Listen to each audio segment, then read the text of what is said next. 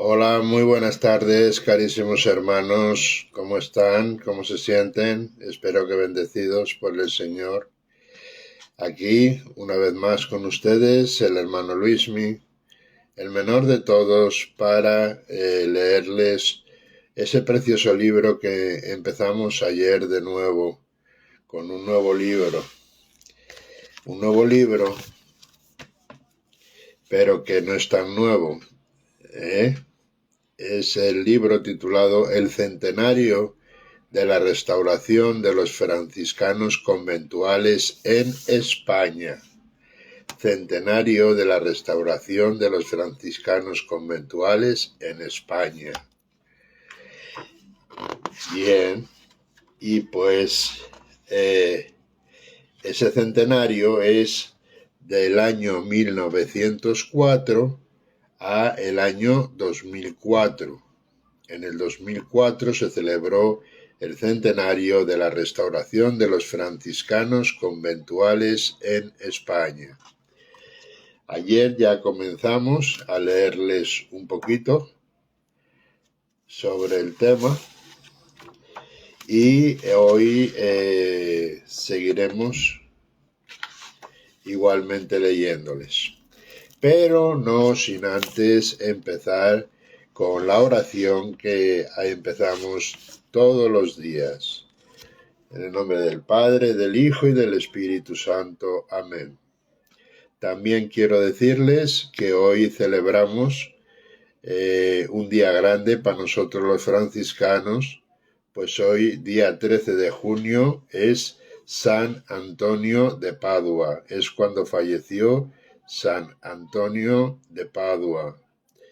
Hace 2 días emití un vídeo en directo con lo que fue más o menos la vida, la biografía y la vida de él. No muy largo, claro, porque estaba muy concentrado, no podía ser muy largo, pero dedicamos el día exclusivamente el viernes. El viernes dedicamos el día exclusivamente dentro del triduo.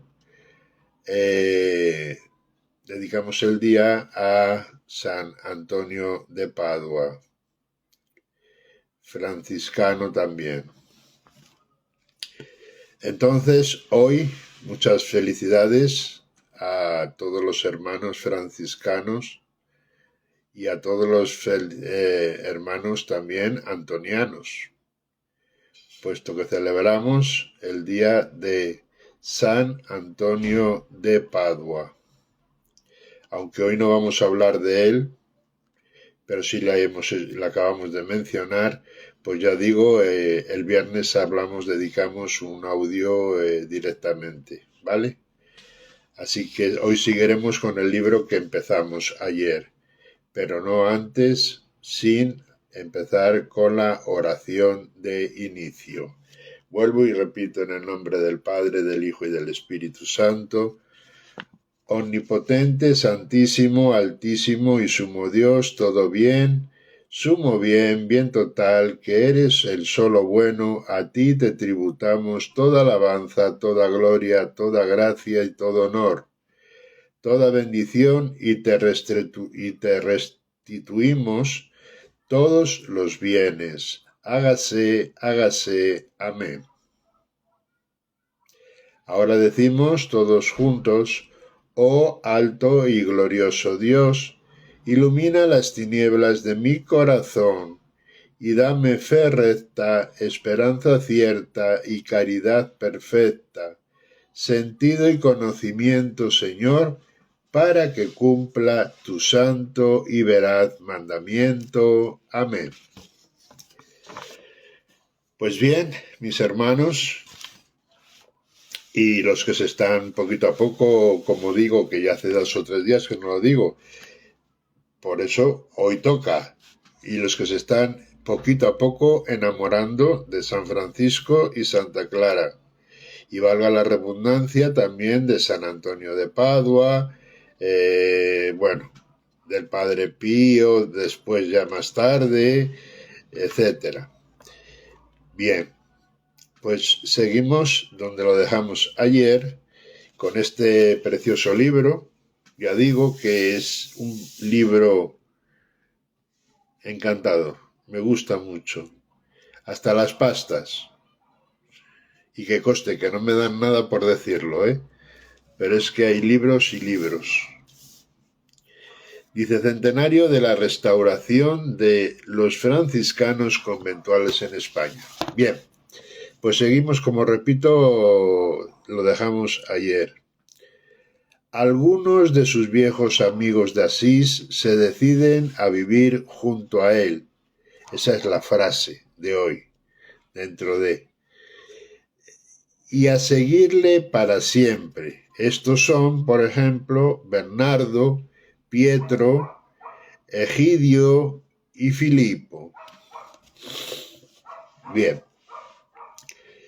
Se sienten felices, vuelven a Roma y establecen en Ribotorto, cerca de Asís, en un tugurio pobre y humilde donde difícilmente cabían para dormir.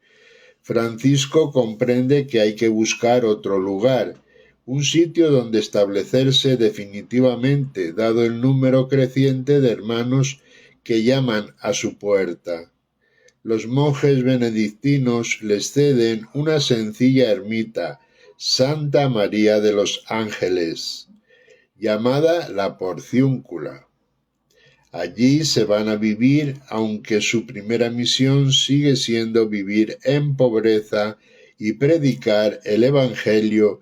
Pasado el tiempo llega el momento de acoger la perla más bella de esta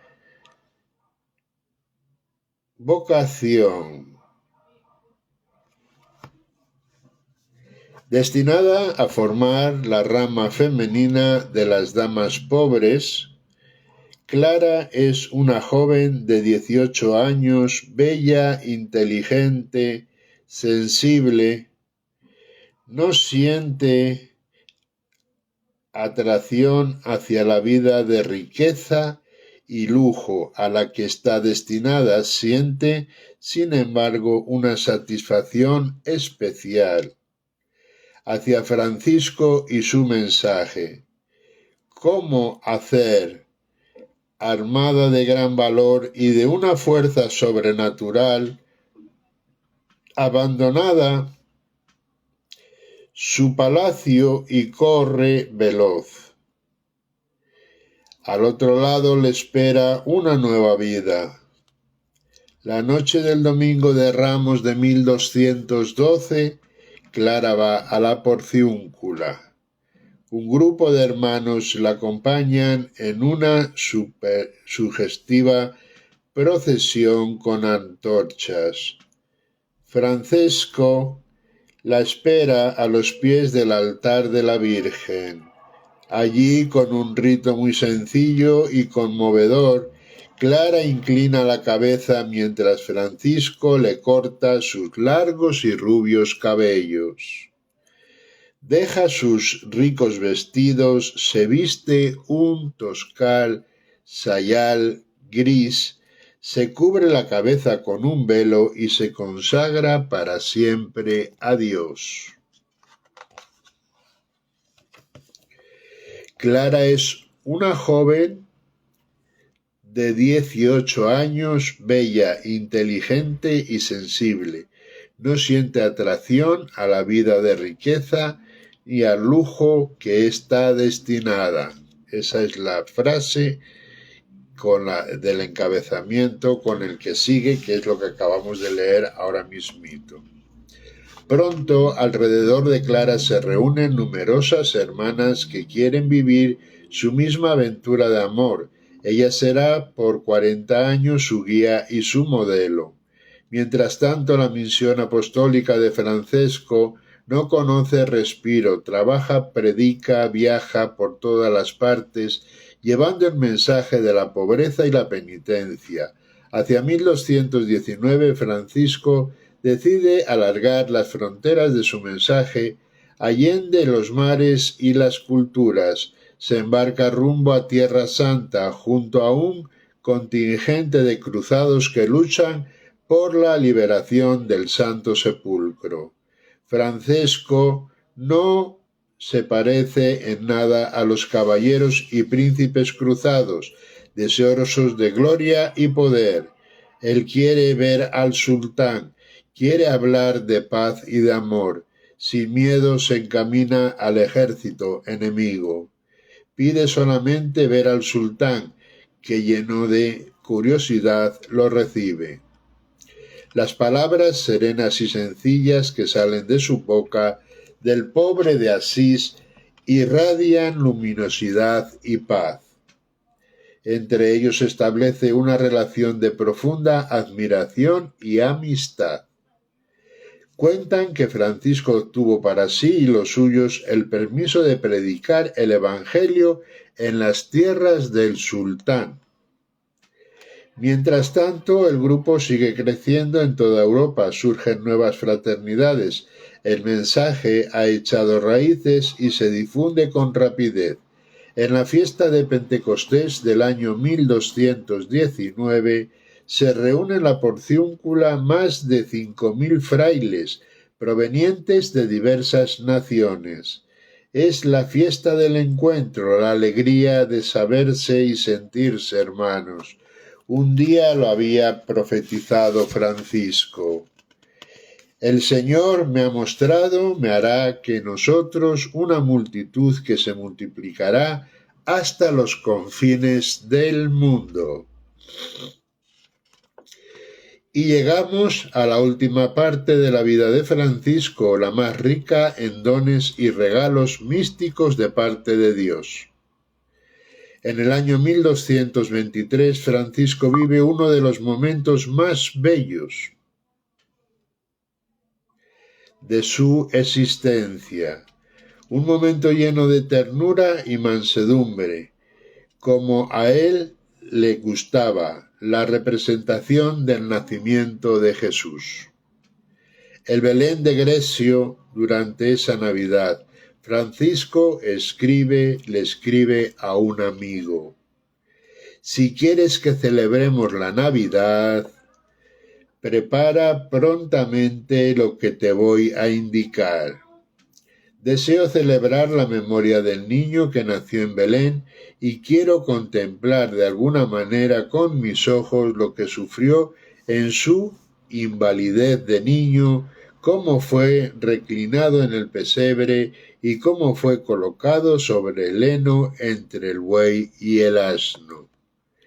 Y el bosque se llena de cánticos y de alabanzas. Las gentes del pueblo corren numerosas iluminando la noche con sus antorchas y participando conmovidos en la celebración. Francisco canta emocionado. Es la fiesta de las fiestas. Han transcurrido los años. Francisco, debilitado por las penitencias y atormentado por una grave enfermedad en los ojos, siente que su vida de gran actividad está llegando a su fin. Decide entonces retirarse de la labor apostólica y dedicarse completamente a la oración. Es esta la parte más espiritual y misteriosa de la vida de Francisco, la coronación de toda su existencia. En 1224, Francisco decide vivir la Cuaresma en soledad y meditación en una gruta del monte Albernia. Solo Fray León le lleva de vez en cuando un trozo de pan y un poco de agua. Allí en aquel maravilloso pasaje, Francisco, en aquel paraje, lee y medita el Evangelio de la pasión del Señor, dejándose llenar por el amor de Dios. Y una mañana, mientras reza junto a una roca, ve bajar del cielo en el sereno vuelo un serafín, entre cuyas alas está el crucifijo. Mientras mira lleno de esplendor aquella imagen, siente que el corazón se le inflama de compasión y experimenta una extraordinaria alegría. En ese momento la carne de Francisco comienza a abrirse, sus manos, sus pies, su costado. El gran milagro, el signo de la predilección divina. Las 5 llagas de la pasión le transforman en el retrato visible de Cristo. es el incendio del espíritu. Y llegamos a los últimos momentos de la vida de Francisco. Se siente débil y enfermo, y a veces preocupado, pero no pierde nunca esa serena alegría que la acompaña desde su conversión. Y es en este periodo de intenso sufrimiento cuando dicta a un hermano el famoso cántico de las criaturas, la expresión más alta y sublime de su amor a Dios y a toda la creación. Omnipotente, altísimo, bondadoso, Señor, tuyas son las alabanzas, la gloria, el honor y toda bendición. Loado seas, mi Señor, por el hermano sol, y las estrellas, y el agua, y el viento, y las flores, y la tierra. Loado seas, mi Señor, por aquellos que perdonan por tu amor, y por los que sufren en paz, y por nuestra hermana la muerte corporal. Load y bendecid a mi Señor, y dadle gracias, y servidle con gran humildad. Bien, un segundito.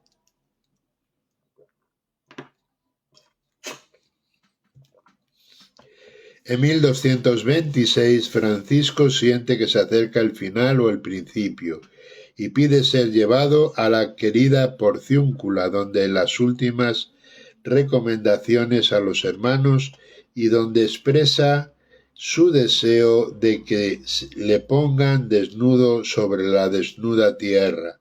Allí, desapropiado de todo, se encontró con aquel que se le había regalado en plenitud.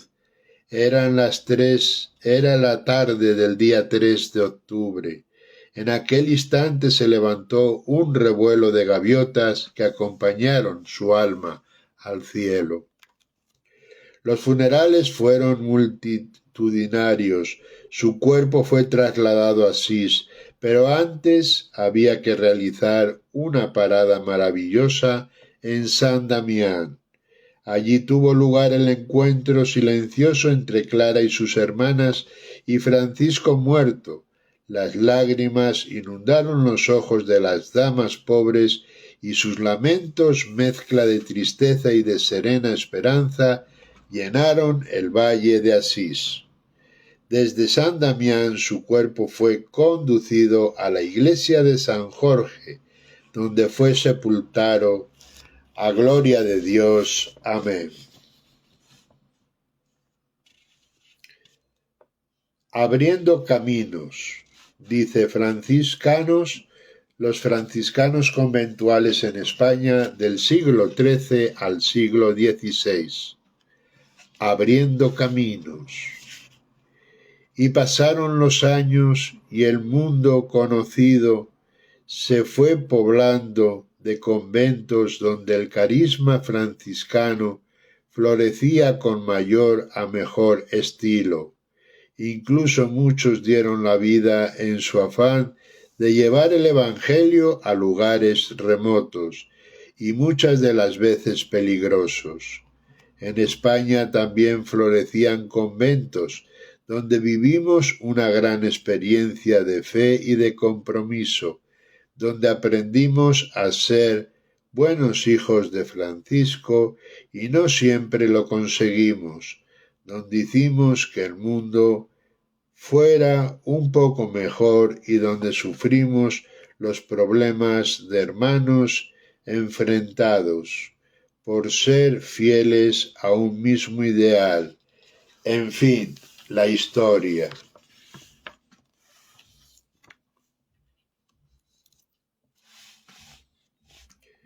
Una comunidad de hombres que elige ser hermanos menores.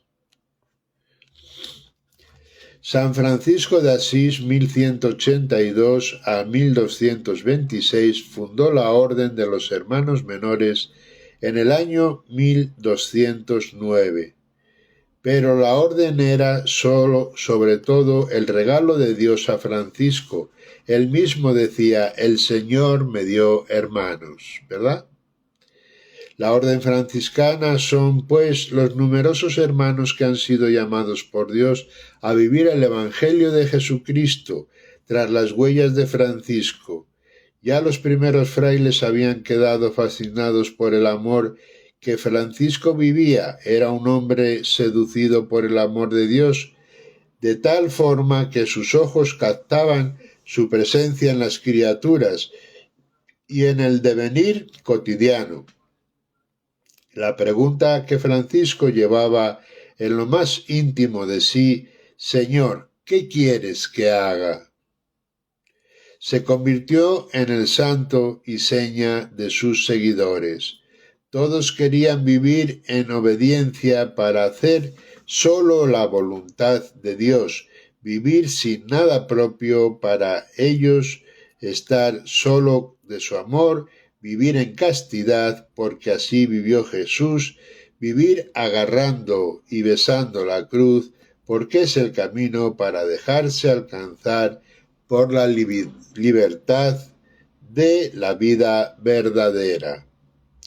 Eran una fraternidad evangelizadora, como las primeras comunidades cristianas, una comunidad de hombres que elegían ser hermanos menores, en una sociedad dividida entre los que conseguían ser mayores y los que a la fuerza eran menores.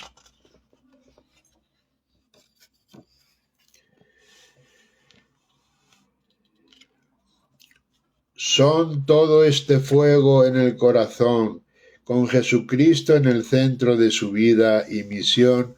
Unos se dedican a predicar de forma ambulante, otros a cuidar leprosos y enfermos, otros ayudan a los sacerdotes en su ministerio, otros enseñan en las universidades y centros de estudio, siempre con el firme propósito de servir a la Iglesia, que por Inocencio III confirmó la forma de vida de Francisco y sus compañeros en el año 1209 o 1210, y el 29 de noviembre de 1223, por Honorio III, aprobó la regla definitiva de la orden.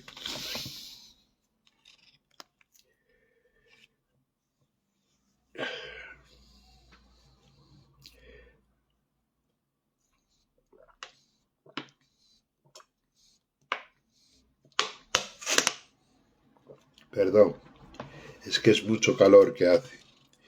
Pocos años después, en 1230, Gregorio IX les encomendó cuidar siempre del convento y basílica donde descansan los restos de San Francisco de Asís. Y eso lo han hecho ininterrumpidamente hasta el día de hoy en el Sacro Convento de Asís, al que el mismo Gregorio IX declaró cabeza y madre de la Orden de los Menores. La rápida expansión de la Orden. Un número de hermanos menores creció mucho y muy rápidamente. En el año 1221 eran ya unos 5.000. Hacia el año 1230 eran unos 10.000. Y en el 1280 alrededor de 30.000. También territorialmente la orden se extendió de forma veloz. Entre 1209 y 1217 por toda la Italia. En 1221 ya había frailes en Francia, España, Dalmacia y Alemania, y en 1224 en Inglaterra. Además, habían llegado a tierras de misión como Palestina, Constantinopla y Marruecos, y a finales del siglo XIII ya estaban en Persia, India, Mongolia y China.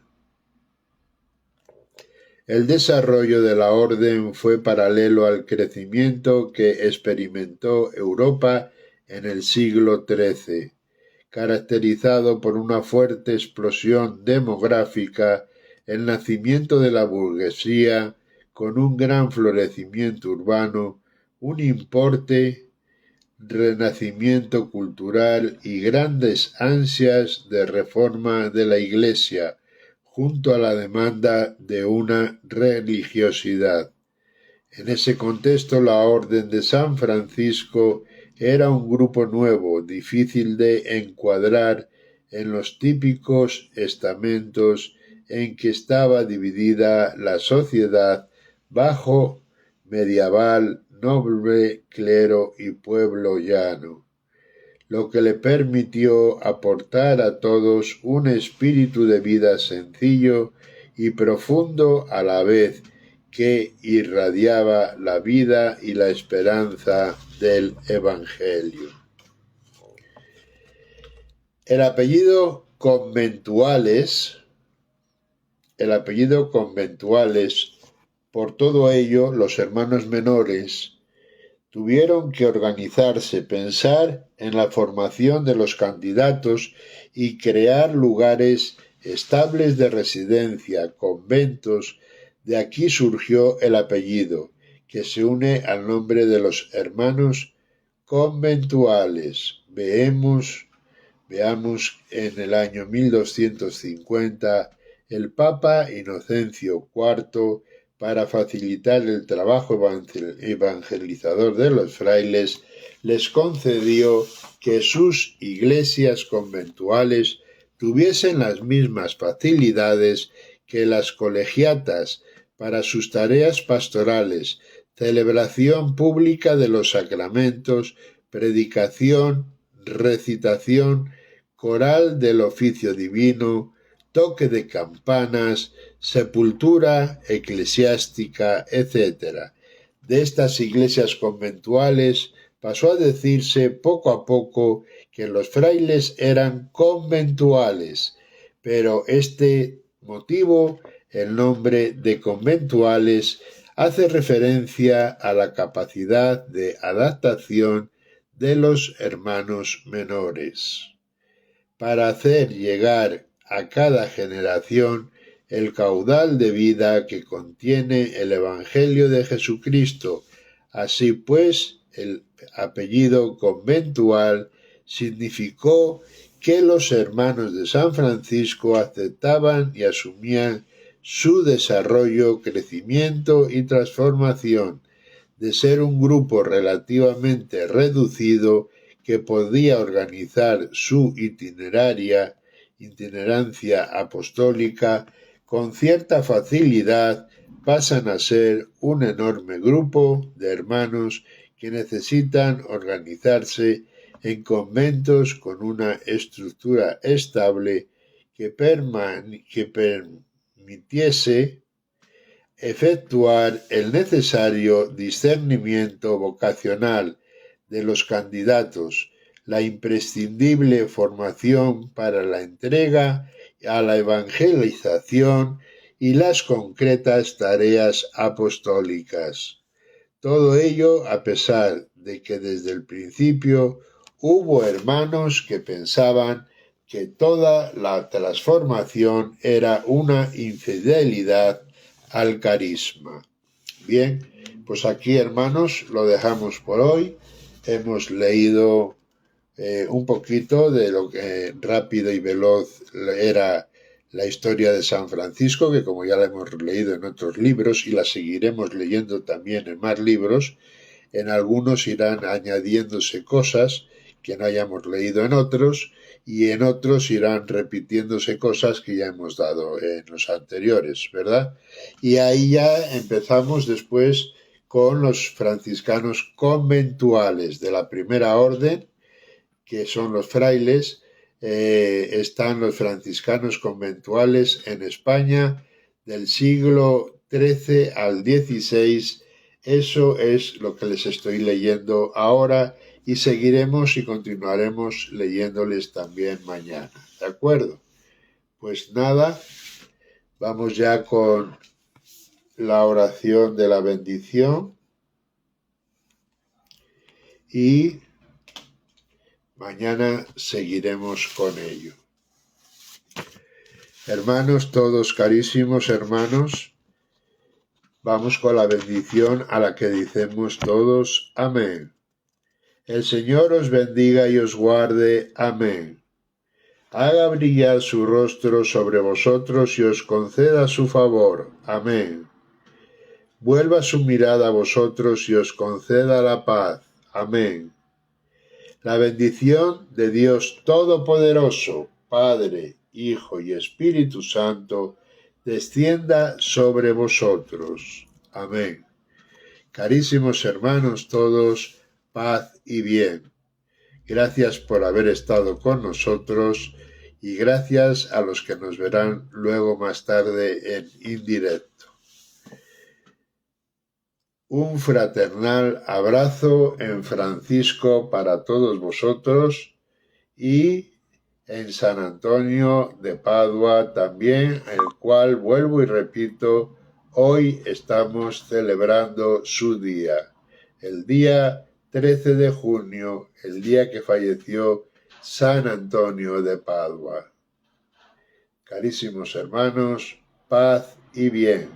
Feliz día.